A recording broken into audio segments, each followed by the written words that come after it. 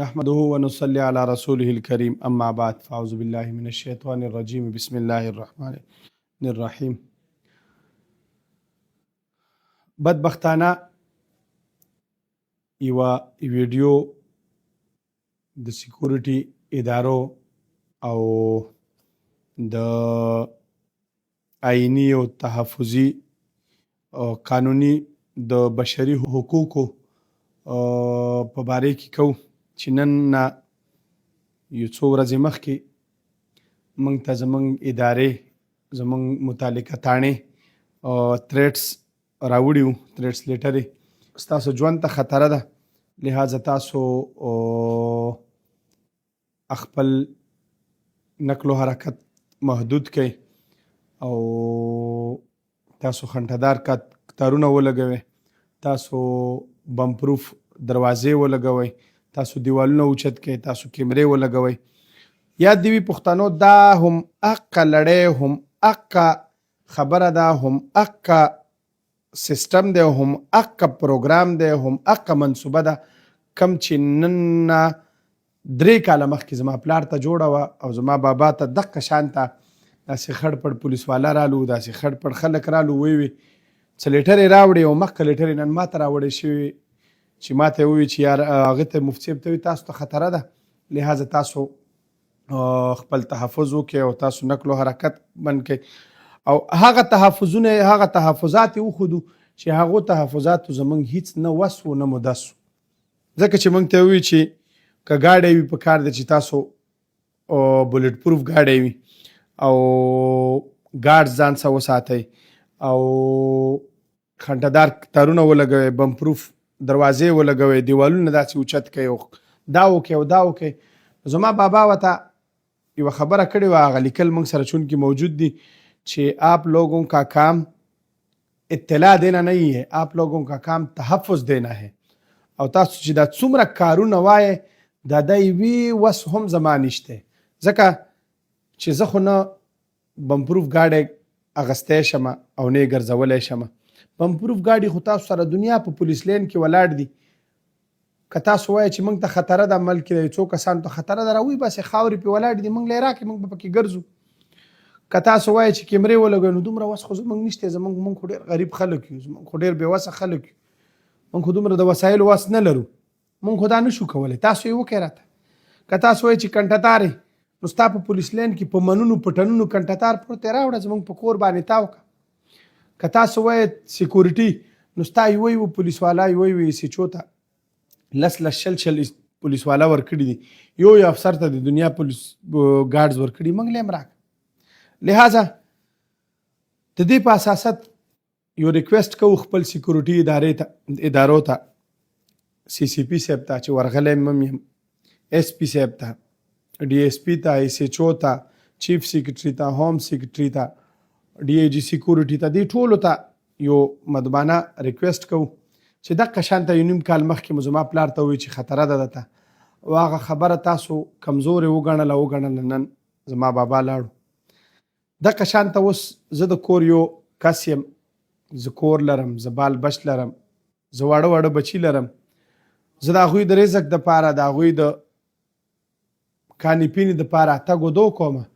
زه نه خان یم نه نواب یم چې زه کور کې کینم او زما پلار ما ته دومره حلالې و ارامې کړي چې په تیاره یې خورم، نه چې زه ونه ګرځم، زه ونه وځم کور نه، زه خپل رزق پسې منډې ترډې ونه ومه، نو زه په ناسته کور کې رزق نشم ګټلی، زه مجبور یم چې زه به ګرځم، زه مجبور یم چې زه به خپلو بچو ته رزق پیدا کوم. او چې دا کم تریټس تاسو ما ته راوړي دي، دا کم څه چې تاسو راوړي دي، دا صرف د پښتنو مخې ته الله ګواه کومه او تاسو ته وایم چې د دې هیڅ وس زما نشته. یو پولیس والا به ماله راکړی و، ام هم واغستو، دماغي حالات یې ټیک نه و، ام هم واغستو، دیر ته مو شفټینګ وکړو. نو نه ماته تاسو سیکورټي راکوئ، نه ماته تاسو لایسنس یې راکوئ، لایسنس یې مو زما بندي کړي دي، نه ماته تاسو سره چې کوم ګاډي ولاړ دي بمپروف ګاډي هغه راکوئ، نه موږ ته تاسو د بمپروف ګاډو NOC راکوئ، نه موږ ته تاسو دا اجازت راکوئ لکه ستاسو بلا افسرانو NCP ګاډي د هغه چمن نه راوستي دي او بمپروف او بولټ پروف دې ګاډو کې ګرځي، نه موږ ته تاسو د NOC د د کسټم چور ګاډو NCP ګاډو اجازت راکوئ، نه تاسو موږ ته پولیس والا راکوئ. اخر موږ به څه کوو؟ اخر موږ چېرته لاړ شو؟ بهرحال دا یاد ساتئ، په نن ورځې چې کوم زما د سیکورټۍ ذمه دار خلک دي 10 مئی 2026 چې پولیس ته نه راکې،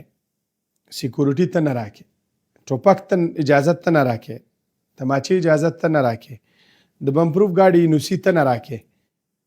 نو چې زه مړ شمه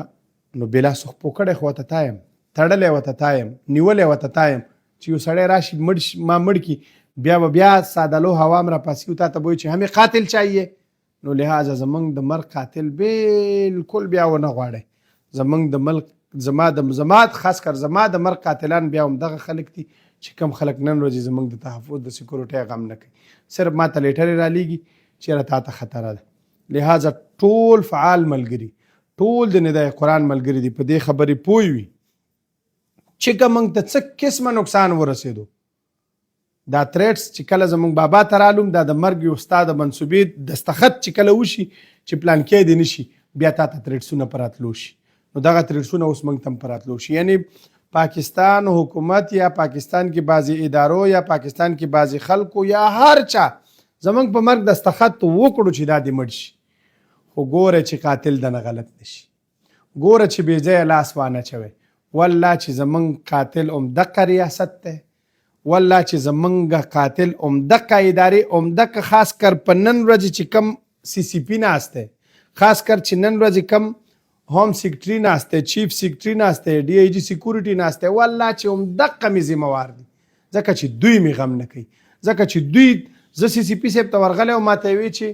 زه به ستا سیکورټۍ غم وکړم. 4 ورځې پس عطاالله د CCP صاحب ریډر دی هغه راته رینګ وکړلو، ما ته چې CCP صاحب وایي موږ تاسو ته سیکورټي نشو درکولی.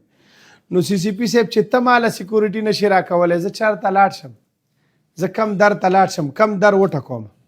خو بهرحال انما اشکو بثي وحزني الی الله، ای الله ته ګواه اوسېږه چې موږ په دې ملک کې یو ډېر پر امنه ټایم تېرو،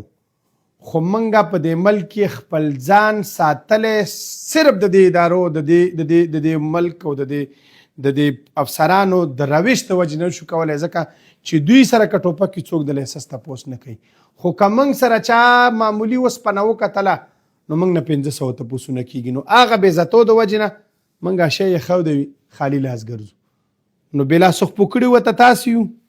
بې وسه کړي ورته تاسو یو، بې اصلحې کړي ورته تاسو یو، بې قانونه کړي ورته بې لارې کړي ورته تاسو یو، لاسونه هم ورته تړلي دي چې بیا موږ وجني زموږ قاتل پسې مه ګرځئ، زموږ قاتلان تاسو یې. لہذا په دې باندې سنجیدګۍ سره غور وکړئ. ما ټولو ته لیټرې مور کړي، زه به بیا هم لیټرې در ولېږم چې څوک دا ونه وایي چې یاره دا موږ ته یې ویلي نه و. لہذا زموږ د سیکورټۍ غم تاسو وکړئ او که مو ونه کړلو موږ ته څه قسمه نقصان ورسېدلو زموږ ذمه وار تاسو یې. وما علینا الا البلاغ.